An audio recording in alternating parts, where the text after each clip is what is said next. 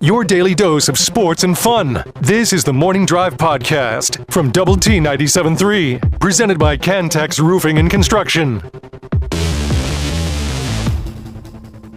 I'm Mike Hebert, owner of Cantex Roofing and Construction. Every day is game day, and we'll get it right when it comes to your roofing, construction, windows, and mirrors. Call Cantex Roofing and Construction today. Together, we are one serving you. Speaking of the local winning word, I'm a little disappointed in our audience. We're getting outdone. Even when you combine us and the score, because we're all one big happy dysfunctional family on the sports side. Mm-hmm. We're getting trounced by Magic. Trounced. Entry-wise. Well, like almost double. Okay. We can be better. Okay. We can be better. All right. We've done better. So we need to do a better job of making sure we get the words right.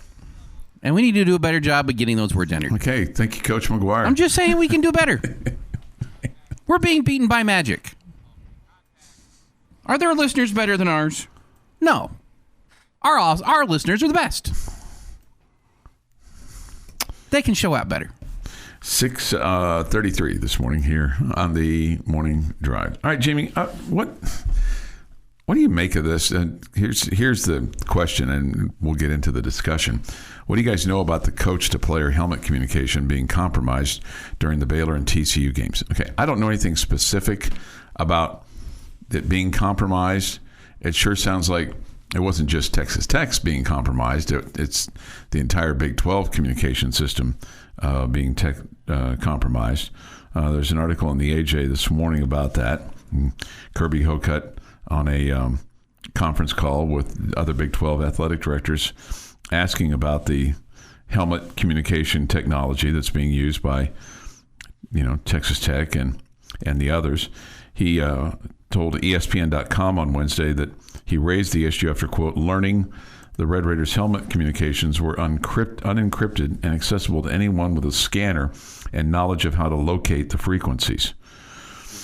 I mean, if you read the article, there was somebody at the Arkansas Texas A&M game at Cowboy Stadium that alerted the teams there of this flaw in the technology, and for whatever reason also alerted the two teams that were on your schedule, Baylor and TCU. For whatever reason. I don't know that he had connections with them, or they were just, at that point, supposedly TCU and Baylor alerted the Big 12 conference to this issue. So I'm not accusing them of shenanigans. Oh, we got this info and we're going to cheat to use it. Cheat by using it.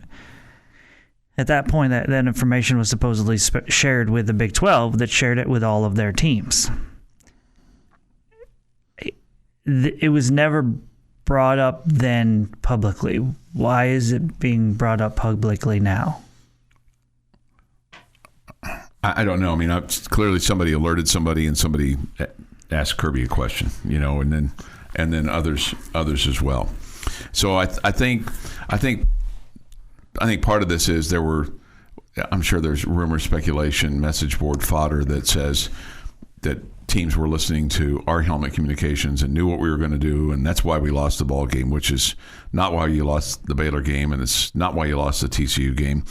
And I will tell you, the Baylor game, it felt like they knew what we were doing.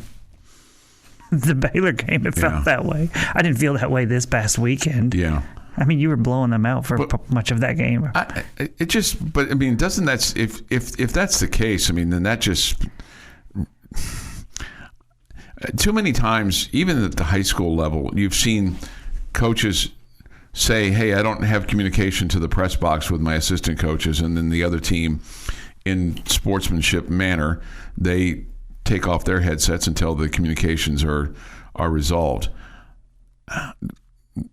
And maybe I just think I would like to think, Jamie, I would like to think that if Baylor had been able to get our communication, that they weren't doing it nefariously, and if it was by accident, that they wouldn't have used that information and they would have alerted somebody. Now that's Well, that's being purebred and probably being unrealistic. But I would like to think that if it were our case, if we had somebody else's communication coming into our headsets and we knew what the plays were and we were able to communicate, that we would either A, stop doing that, or B, notify them going, hey, there's a problem here. Is that too naive of me? I don't. Yeah, probably. I mean, there's a lot of money on the line here. There's a lot of, people wanting to do whatever they can to win. If they accidentally stumbled upon it and found an advantage with that, I wouldn't be surprised for any team to do it. Again, this was supposedly reported to the Big 12 Conference weeks ago.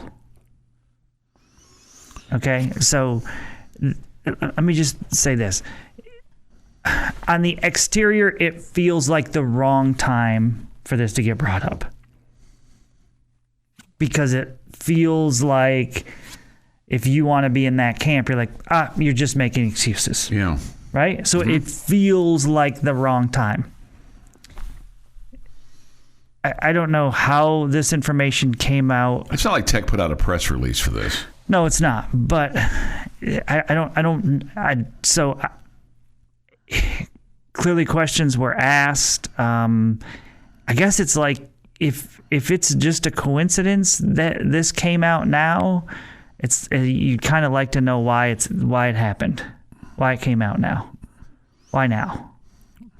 Otherwise, if it's not a coincidence and you feel like TCU or Baylor used this against you because they had inside information from this gentleman who figured out the flaw with the equipment, and I guess Kirby Hocutt can't call people out, members of his conference. He can't just flat out say it, but it almost makes you feel like that's what's going on here. That he believes that there was nefariousness, I just made up a word, going on, but he's doing the polite thing and not actually saying it. Yeah. Otherwise, it just feels like a terrible coincidence that those two teams knew, you just played and lost to those two teams, and now it's being brought out. Yeah. And you're the one that's quoted in this national article. Not everybody else in the Big 12, just Kirby Hocutt. 6:40 this morning here on the morning drive. Somebody says, that is super naive of you, Chuck. Okay.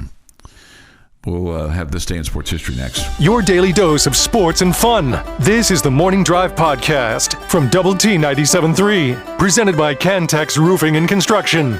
Time for This Day in Sports History. This is an easy day to remember. Today is October the 31st, 2024. Today's the last day of the month. It's also Halloween. Here is Jeff McGuire.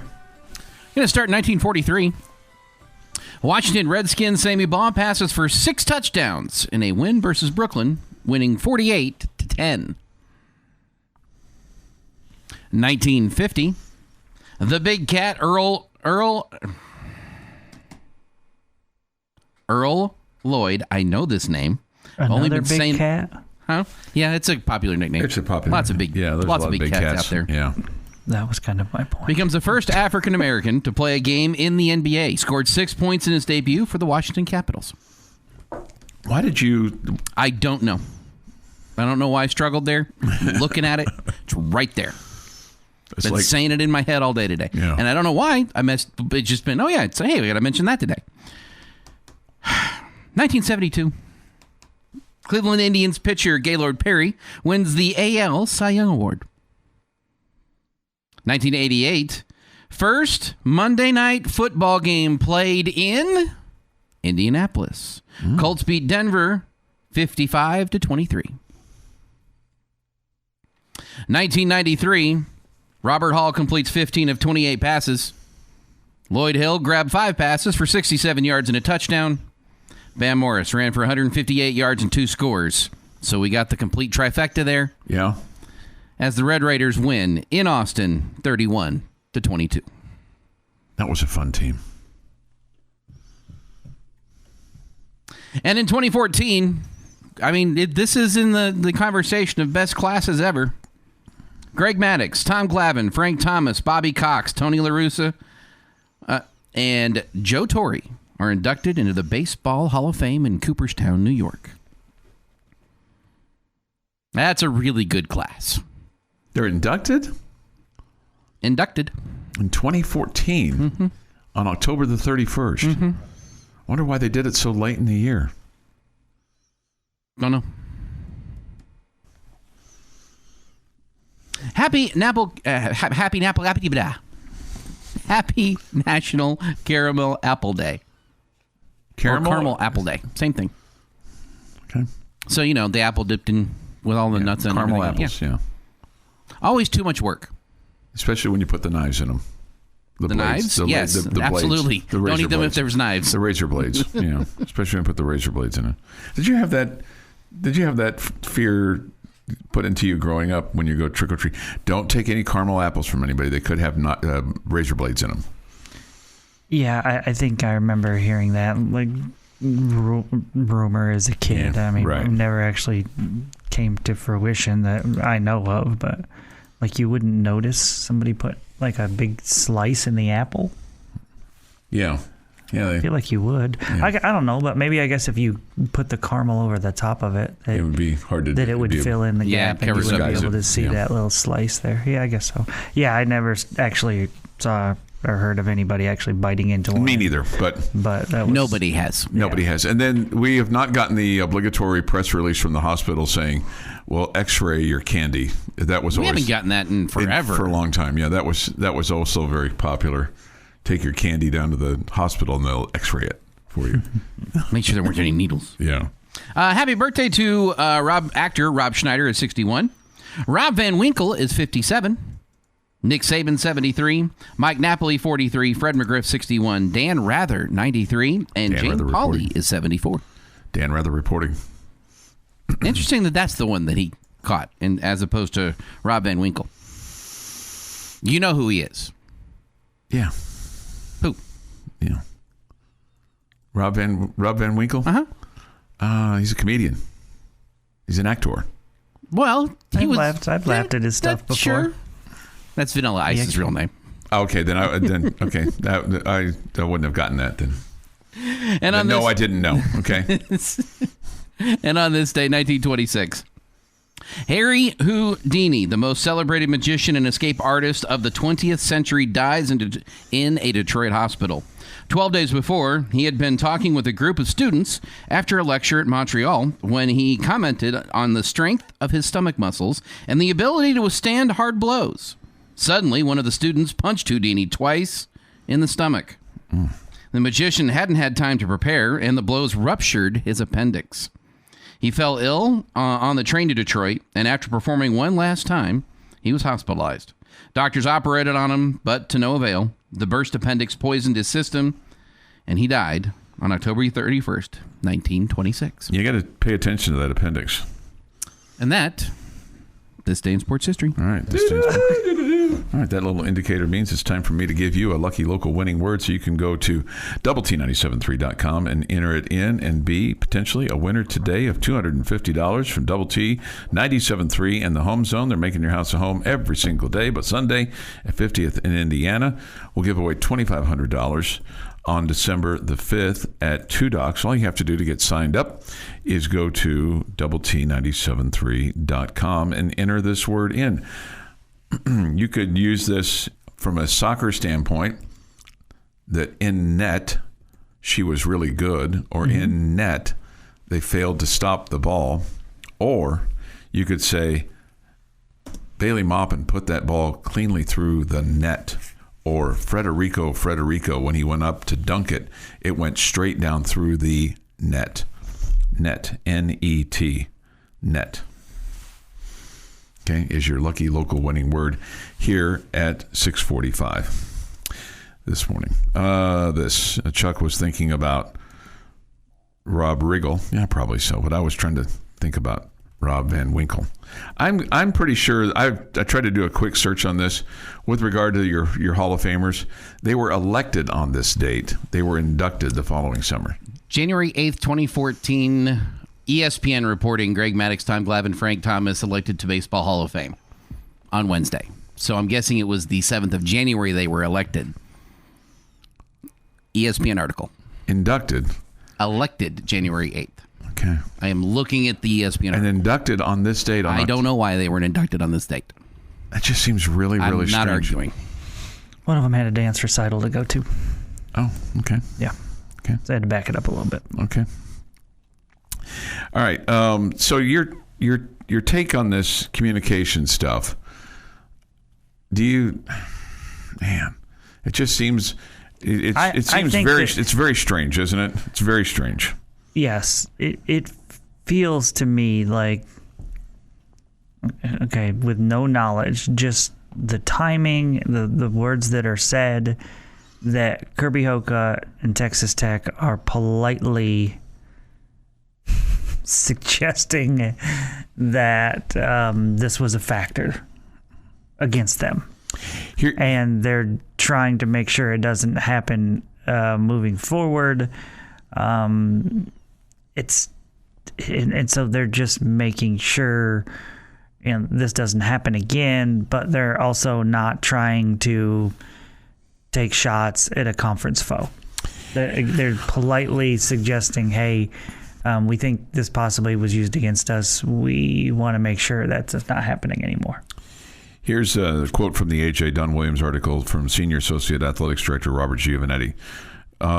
He said this: when Kirby found out other schools might have known before we did, he asked the Big 12 for a review just to make sure the integrity of our games was not compromised. He requested that of the league to do that. I know that the league is accommodating that request. Us requesting this is part of the league's sportsmanship policy. If you bring a concern to the league, they'll do a review and provide a report of their findings. I think finding out when schools knew about it, when they knew about the vulnerability, would be important to know.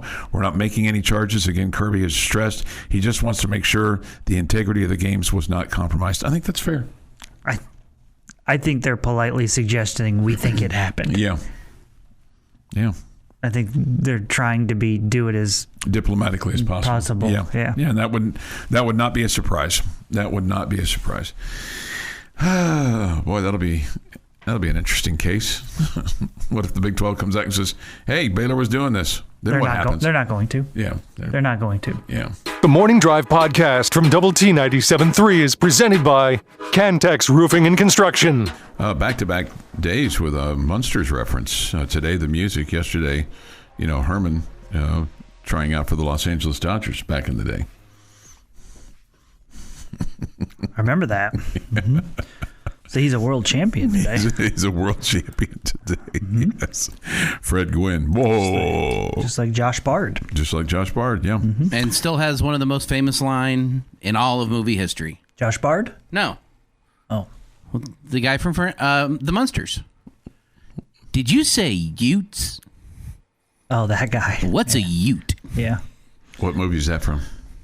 My Cousin Vinny. Cousin Vinny. Okay. Yeah. He's the judge in My Cousin Vinny. Okay, that's right. And he's the one who says, "Did you say Utes?" Yeah. Mm-hmm. What's a Ute? I disappoint you every day with my lack of movie reference. Every almost second of every day. Is that what it is that disappoints you, Jeff? Not just that, but there's others. Sure. There's other things. I get it. I can be very disappointing. I know. Like you and me both, Chuck. You and me both. One of the things that I did so that I could remember, I'd forgotten this until the lucky lady texted me this. 30 years ago today, we went downtown and got our marriage license so that I could remember. I wanted to get it on Halloween. Thought that would be a day we could always remember that. And then you're talking about your first date, and here it just completely blew by me that 30 years ago today I went and got a marriage license. And they stamped it. It's official. All those things. Got it and still use it today. All right. We'll have high school football on the air for you tonight as the Monterey Plainsmen take on Abilene. That'll be at Lowry Field tonight. Abilene 7-2 on the season. Monterey rolling. They've won 3 in a row. They're 4-4 on the year, coming off a 56-28 win over Tascosa. Previous to that, a 70-7 win over Lubbock High, and previous to that, a 42-12 win over Coronado. It'll be substantially harder tonight. It'll be substantially harder tonight. Yeah. But 4-4 and 3-1 in district play, so they've turned it around. They've beaten teams that they should beat, essentially. So now you have a chance to beat a team that maybe you're not necessarily supposed to beat. So that'll be tonight. We'll have the game for you on 93.7 The Eagle, 6:30 The Kick, and 7 o'clock play-by-play. There's also NFL football tonight, and I think this could be really weird tonight. The Jets playing host to the Houston Texans. Jets lose tonight. They're done. They're not going to make the playoffs. There's all this hope for them, with Aaron Rodgers and, Devontae Adams and all the other people that they've acquired. But they're going nowhere. The Texans, losing Stephon Diggs, strange injury, non-contact injury, but that can happen with knees. But maybe that's addition by subtraction for the Texans. I wouldn't say that at all, just because I feel like he's, it's his first year there. He's been on his best behavior. He's still in in the honeymoon period at this point. I guess so, but they won't have him. He's out for the rest of the year. Somebody says this off the Yates Flooring Center chat line with regard to the Texas Tech game. We're typically good for one big upset every year. Yes, and I'm not saying you can't win the game. Okay, I'm not saying that. I'm just saying I don't think you'll win the game. Yeah, that's next weekend against Colorado. The big upset. The big upset is next weekend? I've already called that one. Okay. Yeah, we've claimed that one. The challenge that you have, one of the things that you do best, they also do best against. Tech's passing offense, whether you want to believe it or not, is third in the Big 12 and 19th in the country, averaging 288 yards a game. Iowa State, and I think most people would believe this, right, would say, oh, they're pretty good at that cloud defense, whatever that is. Double cloud. Excuse me, double cloud. At any rate, they're second in the country against the pass and first in the Big 12 at 134 yards per game. When you have nightmares about a specific defense in the Big 12, you remember what it's called. Now, if you're looking for a positive, I felt like a shot, but okay. I have nightmares about that defense. Just a Jeff thing. Okay. But they don't do a very good job against the rush. So they're 15th in the Big 12. There's 16 teams. They average giving up 170 yards a game. Texas Tech is 9th in the Big 12 in rushing at almost 169 yards per ball game. I think you're going to need to be way north of that to win the game. And you're going to need to probably get some help in addition from Taj Brooks, from a guy like Jacoby Williams. But, we get a note from the chat line about, how you're not running your quarterback and how that may have hurt you. This person says, for whatever reason, I think your ceiling is higher with Hammond. The quarterback run has hurt them, and the not called quarterback runs. You can turn this into a slugfest if you want, and might be your best shot. That from South Texas Ambassador Preston. I think I agree with Preston on the feeling like, as a quarterback, that Will Hammond has the bigger upside. I don't know if this year's team right now, with him having the level of experience that he has, that you're definitely better right now, or have a higher upside right now. But who knows? He looked very comfortable in his, both of the outings that we've seen him so far. I just think that Iowa State's defense compared to TCU's and North Texas is a different deal. Yeah. Different deal. Yeah. I get this from my personal chat line from Dr. Mike Gustafson. There's a young man turning 7 today. His name is Nolan Drool. He's in the car on his way to school. So, Nolan, happy birthday, and be a model citizen today. Happy birthday, Nolan. Wouldn't that be cool to have a birthday on Halloween? That'd be all right. Yeah. Yeah. People always dressing up for you and stuff like that. So, yeah, so 7-year-old Nolan. Do you remember anything about being 7? Because I don't. Do I remember anything about being 7? I was probably way too attached to... First grade teacher, second grade teacher area. Yeah, I was. No, I think of 7, and I'm like, okay, so who was playing for the Yankees, and so 7 would have been 81, which would have been the last time the Dodgers beat the Yankees in the World Series before last night. And so that would have been my first time to cry over sports. So yes, the answer is. Thanks, Chuck. That. Now we got Jamie depressed again. So the answer is yes. It doesn't happen when I'm 50, but it happened when I was 7. Okay. Yeah. Well, you can still be disappointed, though. I still have happy tears. I just don't have disappointed tears anymore. Okay. Yeah, that's probably fair. Is there anything that just really concerns you about Saturday? Is it more about they're way better than us? Okay, but is it? But I mean, is it not more, for me? Is it more about? Is it more about you just don't feel like that you've been clicking, that you just don't have the motor to be able to do it, the execution, or is it just that they've just been that they're just better overall? I would worry about the team's psyche after the last 2 weeks. Mm-hmm. I think after Baylor, I thought this will be a really motivated team going into this game against TCU. It really didn't appear that way. I mean, you got off to a very slow start. You gave up those 2 big plays, and you're down 14-3. I thought the team showed a lot of heart, toughness, mental toughness by fighting back and scoring the next 28 to take a lead. Yeah. It didn't amount to anything, but after 2 weeks of gut kicks, I don't know how this team will respond. Coach McGuire on Monday talking about their quarterback playing at a high level, 3 NFL receivers, 2 good running backs. So, and then Coach DeRuiter talking about at least 2 really good receivers. So, I mean, that concerns you because of just what you've got in your backfield defensively and how you've been exposed the last couple of weeks. All right, 7:25, Jamie's question of the day is next.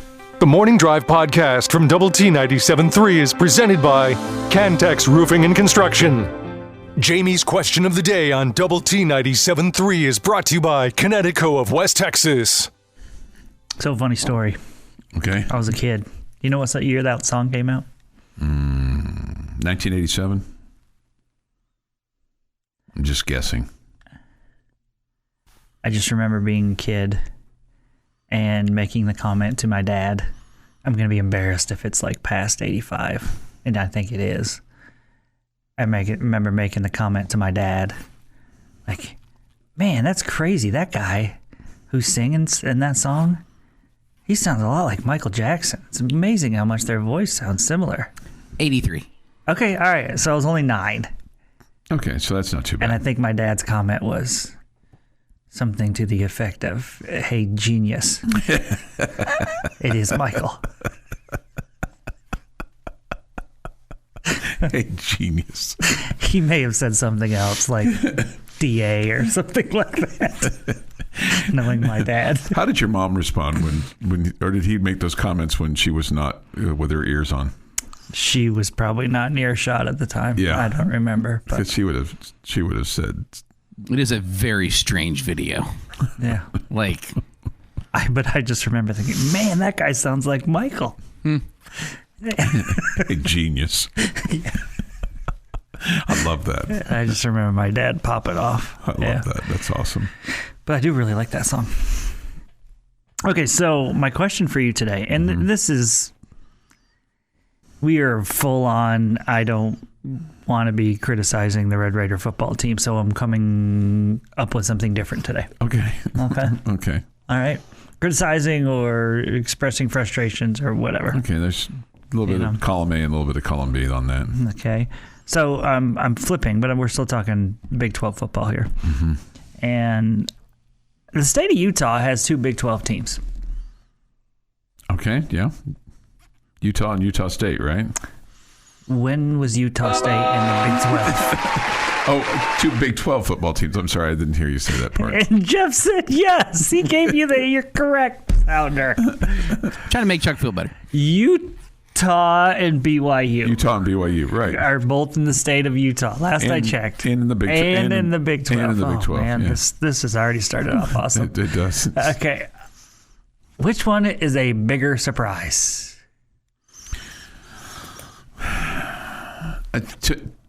To me, because I have in my big book a date that I wrote down that BYU will be better than we think they are. But I can't sit here and say that I just had a gut feel. I didn't have some kind of break down the roster thing. But I think Utah is how far they've fallen.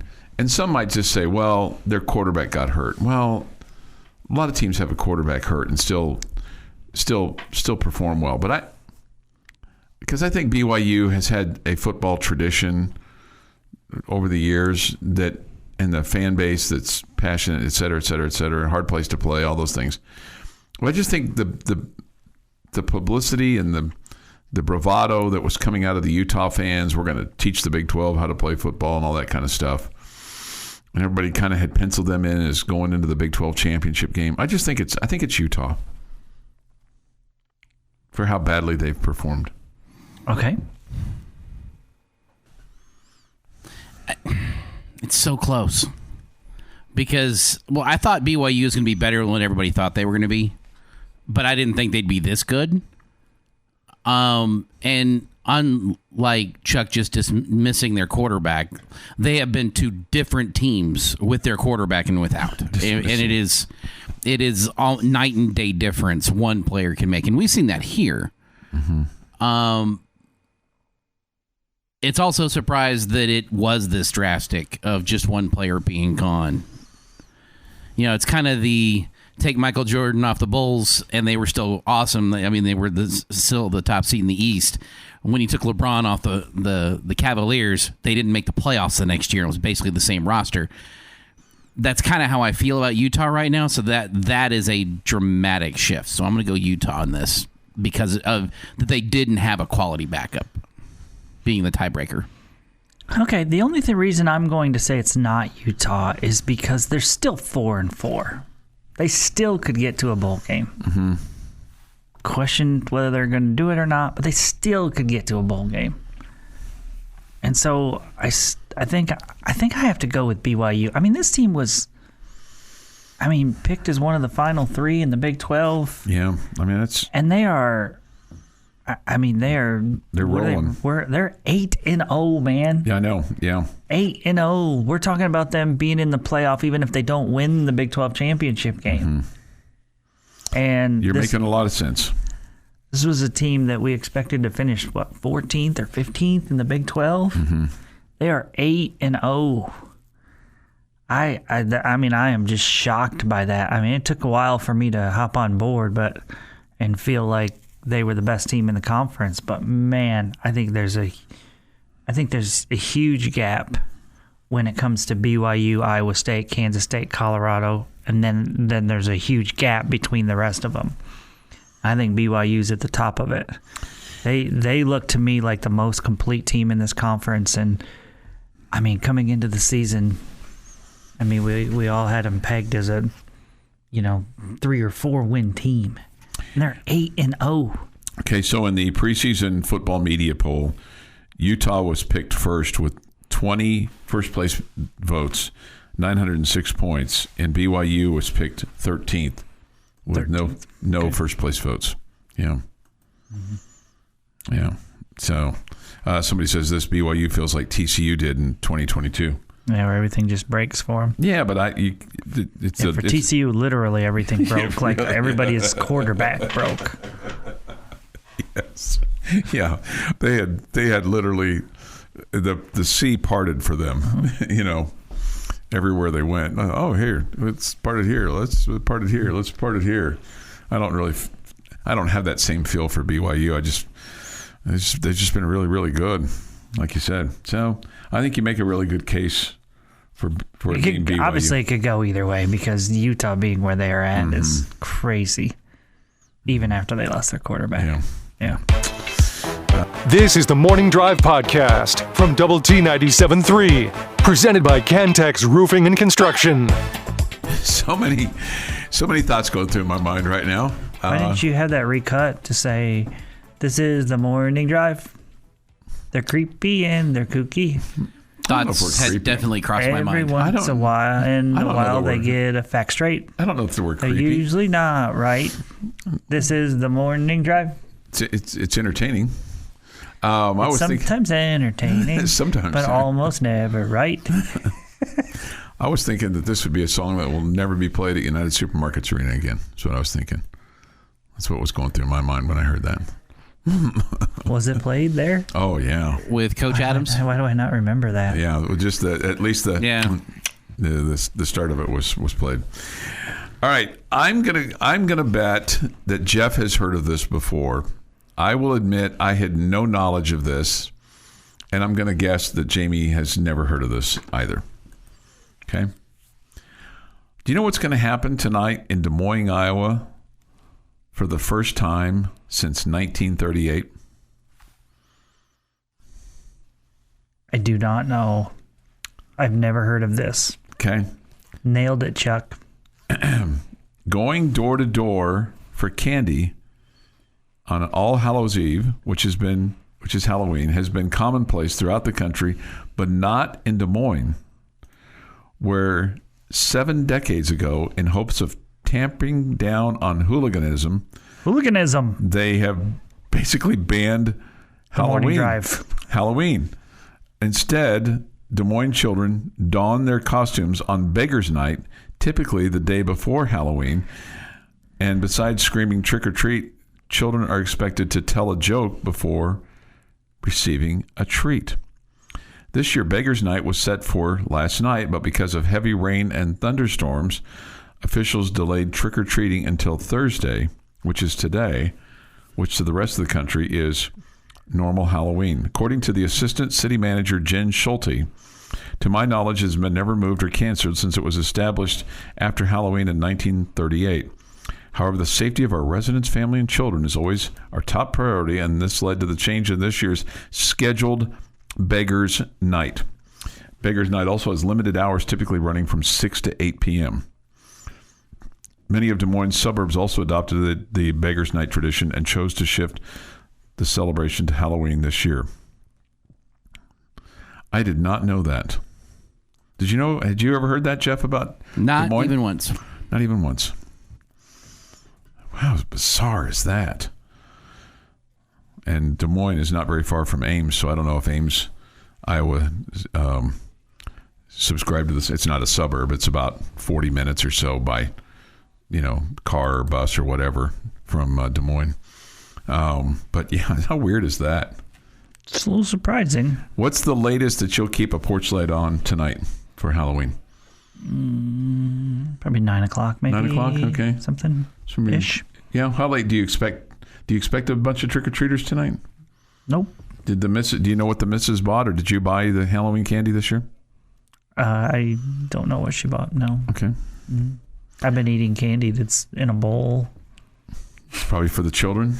It was supposed to be. Okay. Jeff, how about you? What have you... Never had my door knocked on, so I've stopped buying candy. You stopped buying candy, yeah. I like the thought of having them tell you a joke. That's good. I just like the trick-or-treat. Trick-or-treat. Trick-or-treat. Okay. Yeah. I'm going to go with the Phenoms for a little while, and then I'll help the lucky lady hand out some candy after me and the Phenoms are done, traversing the neighborhood with their daddy. I think he's the one in charge, clearly, and then I think he kind of pulls the reins back on me a little bit too. Not that I don't have a bag or anything. I'm not trick-or-treating too, but it's always exciting to be out and about, talking to people, seeing folks, things like that. All right, 8:06 this morning here on the Morning Drive. Thoughts, comments, Yates Flooring Center chat line. Go to T973.com for that, of the mobile app. The Visual Edge IT hotline is open too at 806-771-0973. We'll have Red Raider football with Joey McGuire tonight. We talked about this a couple hours ago. I think I'll be interested to hear him talk about his quarterback situation and what it is for this weekend, or what he thinks it's going to be for this weekend. I think I agree with Jamie and what you said a couple hours ago, that he won't name Baron Morton as the starter, but he'll intimate that maybe game time decision, and that they're taking all 4 quarterbacks, which he's already said they're doing, and that Will Hammond will be available to play if necessary. Yeah, and then if Barron can go at a high level, that he's still the starting quarterback. Yeah, and he has said that. he has said that if Barron is able to go, that he would be the starting quarterbacks. He did talk about this week how the reps that he got in the spring, Will Hammond, how that really helped him with regard to getting ready for the football game this past week, and just having the confidence and the buy-in from his teammates and from the ones. So he said that was really good for him. But he said that Barron would be the guy if he's healthy. He said on Monday he was pretty sore. He wouldn't say he wasn't going to play for Saturday, but he did say on Monday that he wouldn't want to play a football game if it were on Monday. So that was kind of interesting to me. But I would suspect every football player would say that when they just played on Saturday. Yeah, just based on how they feel. 2 days later is I'm still a little too banged up, a little sore for that. So here's the order now. Will Hammond is number 2, okay? And then Cameron Brown is number 3. Yeah, they may have now put that on there, but I don't think anybody is surprised by that. No, right? Yeah. No. I think we all assumed that was the case. Yeah. Mark says this: my son has a junior high football game tonight, so we're not going to hand out candy tonight. Well, maybe you can take some to the game with you. Chuck, on Halloween, shaking hands and kissing babies. Do you trust that you can just put a bowl out there and let people grab a couple and move on? No. I mean, for the gentleman who's going to his son's junior high football game. I've seen people do that. We've done that before. I appreciate when people do that. And I think, by and large, people are. If we wanted to go walk around with the kids. Yeah. And if it's all gone, it's all gone. Yeah, it's all gone. It's all gone. Right. Yeah. Chuck, it's only a good Halloween if you go as yourself and you hand out your business cards and you shake all the homeowners' hands. This no porch light on for me tonight, doing my part to keep the hooliganism down in my neighborhood. I agree with this. Trunk or treats have ruined trick-or-treating. Far less kids out nowadays. Yes, but there's safety in that, and there's there's ease for parents in that, all that good stuff. I see the advantage to doing it. Yeah. Not that I wouldn't have done it, but oh well. This has been the Morning Drive Podcast, presented by Cantex Roofing and Construction. Check out our library of Double T 97.3 podcasts at doublet97.3.com.